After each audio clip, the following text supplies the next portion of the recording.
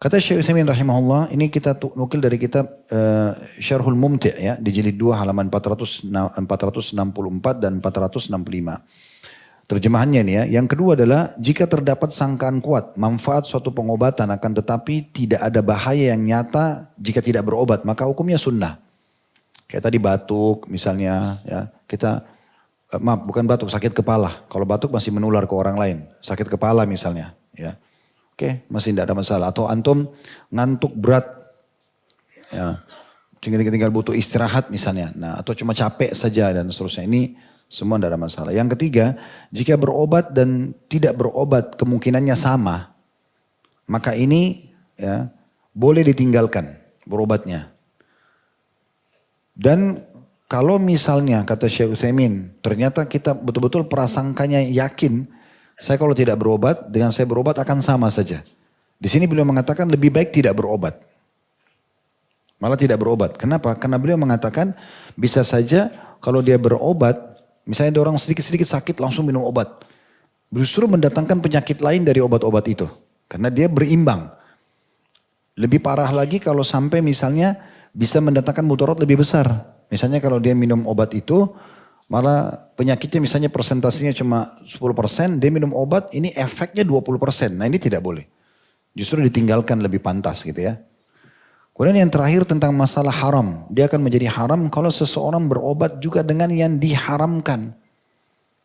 Ya, misalnya dia berobat dengan khamar, dia berobat dengan sihir. Nah ini jadi haram. Dia jadi haram. Jadi kita kembali ke masalah yang pertama tadi ya. Yang pertama yaitu tentang masalah hukum daripada ya, berobat adalah wajib ya. Di saat memang kita melihat itu akan mendatangkan mudarat kalau kita tidak sampai berobat baik buat diri kita, buat orang lain atau bahkan menghilangkan hak orang lain. Menghilangkan hak orang lain. Jadi saya berharap teman-teman sekalian sebelum jauh kita bahas ini, jadi teman-teman maaf yang flu ya, jangan, ini harus betul-betul diperhatikan ya, karena ini penyakit menular, sangat cepat. Saya ingat dulu tuh saya masih mahasiswa di Madinah, musim haji. Kebetulan ada salah satu kerabat kami dokter.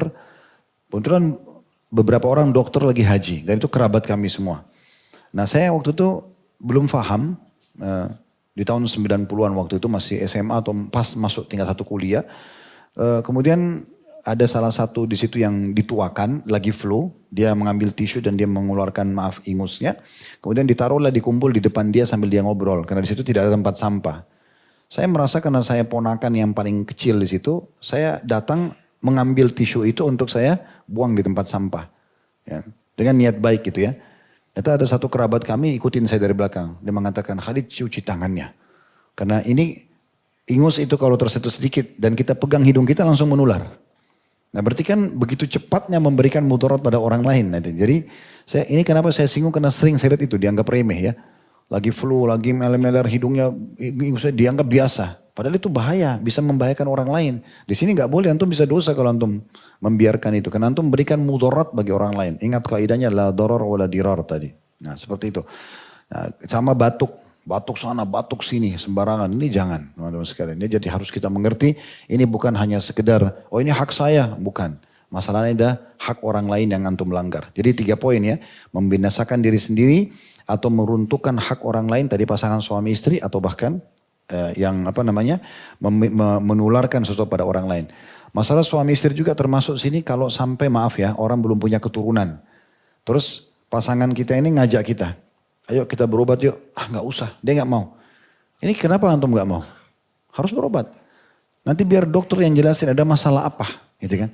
Dia kan malu nanti kalau ketahuan ada masalah. Kemudian dia ya tidak mau berobat. Berapa banyak orang setelah konsul sama dokter. Dikasih obat, dicek darahnya dan segala macam. Ternyata atau kekentalan spermanya kurang dan seterusnya. Ternyata betul bisa hamil setelah itu. Dan akhirnya berlanjutlah estafet kehidupan. Karena salah satu tujuan rumah tangga selain biologis yang halal juga untuk memiliki keturunan. Nah ini bisa didapatkan. Kalau tidak kita nggak memberikan hak orang lain. Pasangan nggak dapat keturunan, nggak boleh kita egois. Nah ini diantara hal-hal yang perlu diperhatikan. Baik, kita bicara sekarang tentang masalah pengobatan ini teman-teman sekalian. Banyak sekali yang dicontohkan oleh Nabi SAW berhubungan dengan masalah berobat. Ya, berobat banyak sekali. Dan berobat ini dalilnya cukup banyak. Yang Nabi SAW sebutkan dalam hadis-hadis yang sahih. Allah tidak turunkan penyakit kecuali Allah turunkan obat bersamanya. Berobatlah wahai hamba-hamba Allah. Riwayat lain berobatlah wahai hamba Allah karena Allah tidak turunkan penyakit kecuali bersamanya obat ya. Dan Allah memberikan penyembuhan kecuali satu penyakit yaitu ketuaan. Maksudnya orang kalau sudah tua ya sudah dengan umur. Mungkin dia bisa jaga kesehatan tapi itu gak mungkin dia ubah kembali dia mundur dari 70 tahun ke 20 tahun itu gak mungkin. Tapi kita lihat hadis-hadis seperti ini yang sahih memerintahkan kita justru untuk berobat. Nah dalil-dalil ini yang digunakan juga pada saat pendapat menyatakan wajib kalau sampai membinasakan. Ada pendapat dari mazhab Hanabilah, tepatnya dari Imam Ahmad awalnya. Beliau memilih kalau ada orang sakit, boleh nggak kalau orang sakit dia memilih untuk tawakal, dia nggak mau berobat. Maka ada dalam satu pendapat beliau mengatakan dibolehkan kalau dia memang merasa bahwasanya dia kekuatan imannya untuk mendahulukan doa ya, dan juga iman dia itu dia dahulukan daripada berobat. Dalam pendapat Imam Ahmad ada yang membolehkan itu. Ya. Tapi ini dalam mazhab Syafi'iyah tidak. Memang tetap harus berobat. Cuma itu saya tidak bahas sekarang, kita tidak bahas karena kita langsung ambil kesimpulan Syekh Utsaimin setelah mengumpulkan semua pendapat ulama berselisih tentang masalah berobat atau tidak berobat. Beliau menyimpulkan tadi pembagian dari apa yang sudah kita jelaskan. Nah kemudian Ibnu Qayyim rahimahullah menyebutkan tentang masalah perintah berobat ini. Setelah beliau mengangkat hadis berobatlah wahai hamba-hamba Allah. Ya. Beliau mengatakan fil ahaditsis sahihah al-amru bit tadawi. Dalam hadis-hadis yang sahih ada perintah untuk berobat. Wa annahu la yunafit tawakkul. Dan itu tidak bertolak belakang dengan bertawakal kepada Allah. Kama la yunafihi daf'u da'il jaw. Wal atash, wal har, wal bard. Dan beliau mengatakan sebagaimana menghilangkan rasa haus, lapar, panas ataupun dingin, ya. Itu dikatakan bi'adadiha lam tatimmu haqiqatu at-tauhid illa bi mubasharatil asbab allati nassabaha Allahu muqtadayat li musabbabatiha qadaran wa syar'an. Beliau mengatakan, saya ulangi lagi, dalam hadis yang sahih terdapat perintah untuk berobat, berobat tidak bertentangan dengan tawakal.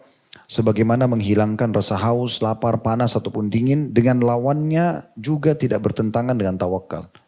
Jadi tidak ada hubungannya orang misalnya dia bilang haus lalu dia bilang saya bertawakal kepada Allah. Tidak, dia harus ikhtiar minum ya supaya hilang hausnya.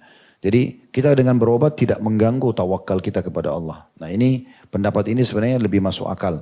Bahkan hakikat tauhid tidaklah sempurna kecuali dengan melakukan sebab-sebab yang telah Allah SWT tetapkan bila mewujudkan musabab menurut syariat dan realita. Maksudnya harusnya dijalankan pengobatan itu.